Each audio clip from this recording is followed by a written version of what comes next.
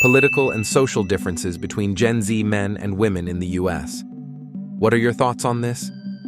1. The massive education and socialization gap between boys and girls needs to be addressed before any of this changes, along with other issues. Bigger gap now, in the opposite direction, than when Title IX passed. Calling them incels and telling them to pick themselves up by their bootstraps seems to be the default reaction in a lot of spaces, an ironically conservative reaction that fails to see the bigger picture. Systematic problems require systematic solutions. Yes, there is a point as an adult where you are responsible for your own gross political views, but this stuff doesn't come out of nowhere. It wasn't long ago where the rural/urban and gender divides were much less pronounced. Women have been more conservative than men for most of their voting history. It is now reversed, and there are complicated reasons for that reversal we are still figuring out. 2.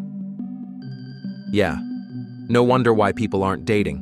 Women don't want to date men who think they should lose their rights. 3.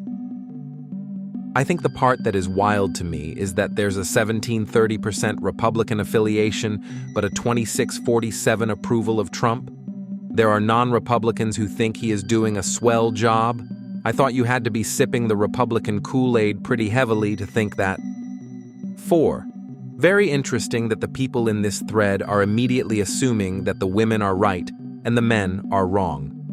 These questions are all opinions, so we cannot say which cohort is more right or wrong. And also, downplaying men's opinions like that probably contributes to the trends that y'all are so worried about.